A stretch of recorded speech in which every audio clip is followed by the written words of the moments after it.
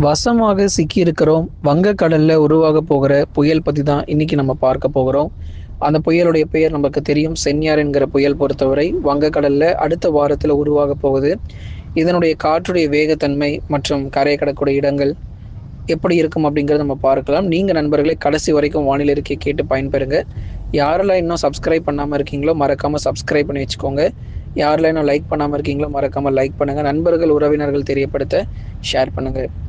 வங்கக்கடலில் வருகிற நாட்களில் வரலாறு காணாத ஒரு புயல் சின்னமாக உருவெடுக்க போகுது.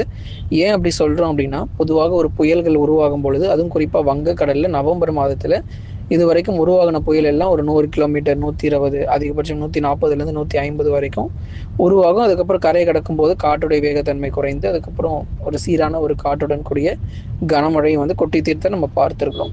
அதே மாதிரி இப்போ நமக்கு உருவாகக்கூடிய இந்த புயல் பொறுத்த வரைக்கும் வங்கக்கடல்ல சற்று தீவிர புயலையும் தாண்டி அதிதீவிர புயலாக உருவாகிறதுக்கான வாய்ப்பு இருக்கு. அப்போ நமக்கு புயல் சின்னம் அப்படிங்கிறது அது ஒரு ஆரம்ப கட்ட நிலை.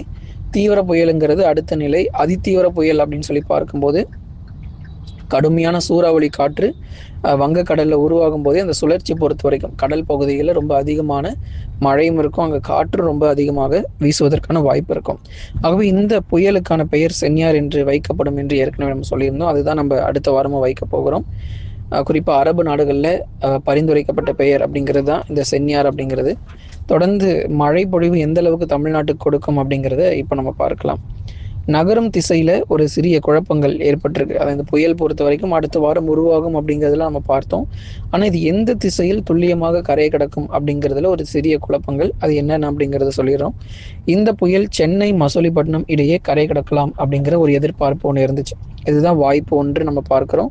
இந்த புயல் பொறுத்த வரைக்கும் சென்னைக்கும் மசூலிப்பட்டினம், அதாவது தெற்கு ஆந்திர பகுதிகளுக்கும் கரையை கடக்கலாம் அப்படிங்கிற ஒரு வாய்ப்பு ஒன்று இருக்குது.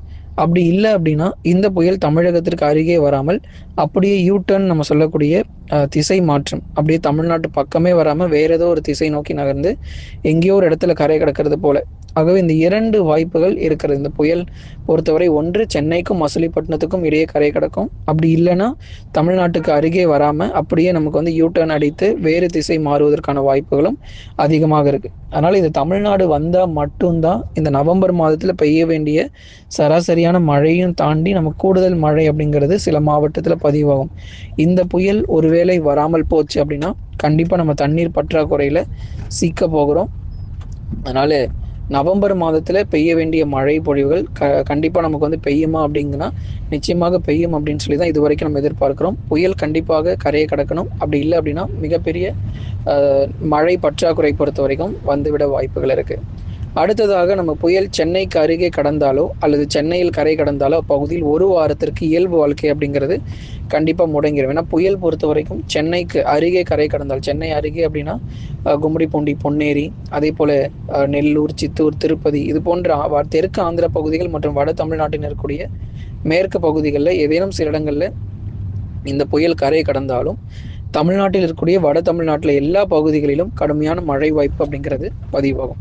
தமிழ்நாட்டுக்கு அருகே நெருங்கினாலே நிறைய இடங்கள்ல என்ன ஆகும் அப்படின்னா நிச்சயமா அதிக மழை அப்படிங்கிறது பெய்ய ஆரம்பிச்சிடும். இந்த புயல் ஒருவேளை சென்னையில் கரை கடந்தால் ஒரு வாரத்திற்கு இயல்பு வாழ்க்கை அப்படிங்கிறது முடங்கி போயிடும். வீட்டை விட்டே நமக்கு 4-5 நாட்களுக்கு வெளியவே வர முடியாது. அது போன்ற ஒரு சிக்கல்களும் பிரச்சனைகளும் இருக்கும். ஏன்னா இதை நம்ம சூப்பர் சைக்ளோனாக உருவாகுமா அப்படின்னும் ஒரு பக்கம் நம்ம பார்த்துட்டு இருக்கிறோம். ஏன்னா இது சூப்பர் சைக்ளோனாக உருவாச்சு அப்படின்னா நிச்சயமாக ஒரு மிகப்பெரிய ஒரு பேரழிவை ஏற்படுத்திடும். தொடர்ந்து பார்ப்போம். இனி அடுத்து வரும் நாட்களில் இதனுடைய திசை மாற்றங்கள் மற்றும் ஏதேனும் ஏற்பட்டால் கண்டிப்பாக உங்களுக்கு நம்ம அறிவிக்கிறோம். புயல் சென்னைக்கு அருகே கடந்தாலோ அல்லது சென்னையில் கரை கடந்தாலோ அப்பகுதியில் ஒரு வாரத்திற்கு இயல்பு நிலை அப்படிங்கிறது நிச்சயமாக முடங்குவதற்கான வாய்ப்புகளும் இருக்கிறது.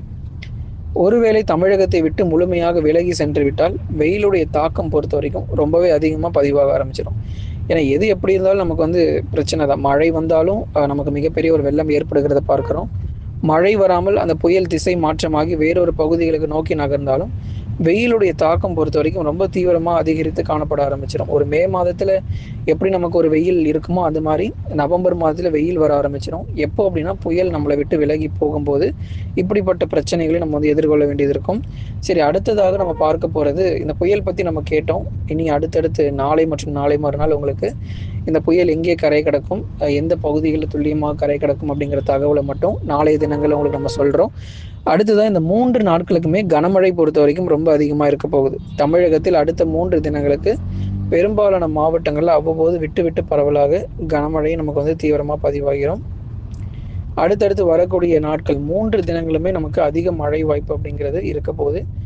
முதலாவதாக தென் மாவட்ட பகுதிகள், மதுரை, திண்டுக்கல், விருதுநகர், சிவகங்கை, ராமநாதபுரம், தூத்துக்குடி மற்றும் திருநெல்வேலி உள்ளிட்ட தென் மாவட்ட பகுதிகளில் நமக்கு வெயிலுடைய தாக்கம் பொறுத்த வரைக்கும் அதிகமாக இருக்குமான்னா ஒரு 3 முதல் 4 நாட்களுக்கு இந்த நவம்பர் முடிகிற வரைக்கும் விட்டு விட்டு பரவலாக கனமழை கிடைக்கும். அப்புறம் டிசம்பர் தொடக்கத்திலிருந்து தென் மாவட்டங்களில் நல்ல ஒரு வெயில் பொறுத்த வரைக்கும் எதிர்பார்க்கலாம். ஏன்னா நமக்கு ஒரு தாழ்வு பகுதியோ அல்லது தாழ்வு மண்டலமோ உருவாகி வடக்கு மற்றும் வடமேற்கு திசை நோக்கி நகர்றதுனால தென் மாவட்டங்களில் அதிக அளவு நமக்கு மழை வாய்ப்பும் இருக்க போறதில்லை. ஏன்னா இதுவே இது டெல்டாவை நோக்கி நகர்ந்திருந்தா, ஒருவேளை சென்னியார் புயல் பொறுத்த வரைக்கும் வங்கக்கடலில் உருவாகி டெல்டா பகுதிகளை நோக்கி நகர்ந்திருந்தது அப்படின்னா நிச்சயமாக அங்கே இருக்கக்கூடியதான விவசாய நிலங்கள் பொறுத்த வரைக்கும் மிக அதிகமாக பாதிக்கப்பட்டிருக்கும். அதே மாதிரி இன்னொரு பக்கம் தென் மாவட்டங்களிலும் அதிக மழை கிடைச்சிருக்கிறதுக்கான வாய்ப்பும் ஏற்பட்டிருக்கும். ஆனால் இப்போ நமக்கு வந்து வடக்கு மற்றும் வடமேற்கு திசை அப்படிங்கிறத நம்ம சொல்லியிருக்கோம். அப்படிங்கிறதுனால தென் மாவட்டத்திற்கு இந்த புயல் பொறுத்த வரைக்கும் வர வாய்ப்பு இருக்காது. டெல்டாவில் மழை மட்டும் இருக்கும். சென்னை, திருவள்ளூர் போன்ற இடங்கள் தான் சற்று தொடர்ந்து கண்காணிக்கப்பட்டு வருது. எந்த மாதிரியான மழை பொழிவு இருக்கும், எத்தனை கிலோமீட்டர் வேகத்தில் காற்று இருக்கும் அப்படிங்கிறதெல்லாம் தொடர்ந்து தீவிரமாக கண்காணிக்கப்பட்டு வருது. அதனால தமிழகத்தில் அடுத்து வரக்கூடிய 3 நாட்கள் மட்டும் பரவலாக மழை பொழிவு அப்படிங்கிறது கணிசமாக நமக்கு வந்து பதிவாகி கொண்டிருக்கும்.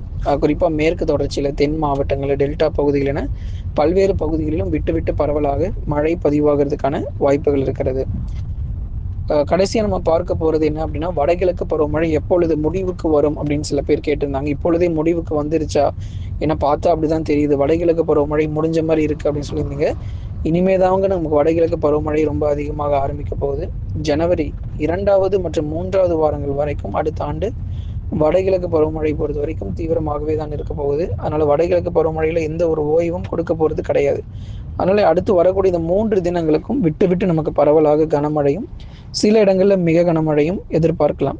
மிக கனமழையானது தென் மாவட்டத்தில் எதிர்பார்க்க முடியும். தென் மாவட்டங்களில் குறிப்பாக தூத்துக்குடி, திருநெல்வேலி, விருதுநகர், சிவகங்கை, கன்னியாகுமரி போன்ற மாவட்டங்கள், தென் மாவட்ட பகுதிகளில் பரவலாக நமக்கு மழை பொழிவும் இடைவெளி விட்டு நமக்கு எதிர்பார்க்க முடியும். சில இடங்களில் கனமழையும் சில இடங்களில் மிக கனமழையுமாக பதிவாகுமா அப்படிங்கிறது நம்ம பார்க்கலாம். குறிப்பாக நம்ம தென் மாவட்டங்களில் தற்போதைக்கு மிக கனமழை அப்படிங்கிறது இருக்கும்.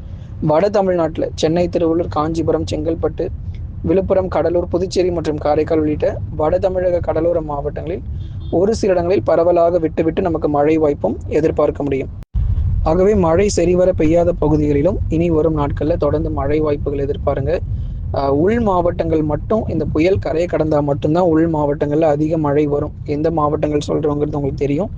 வேலூர்லேருந்து சேலம் வரைக்கும் இருக்கக்கூடிய உள் மாவட்ட பகுதிகள் முழுவதுமாக எப்பொழுது மழை வரும் அப்படின்னா, இந்த சென்னியார் புயல் சென்னையோ அல்லது திருவள்ளூரோ, காஞ்சிபுரமோ, செங்கல்பட்டோ ஏதோ ஒரு இடத்துல கரையை கடந்து உள் மாவட்டங்கள் வழியாக பயணித்தால் மட்டும்தான் உள் மாவட்டங்களில் மிக கனமழை மற்றும் அதி கனமழையானது கிடைப்பதற்கான வாய்ப்பு இருக்கும் அப்படிங்கிறதையும் நம்ம சொல்லிடுறோம். நண்பர்களே, லைக் பண்ணுங்கள், மறக்காமல் சப்ஸ்கிரைப் பண்ணி தொடர்ந்து சப்போர்ட் பண்ணுங்கள்.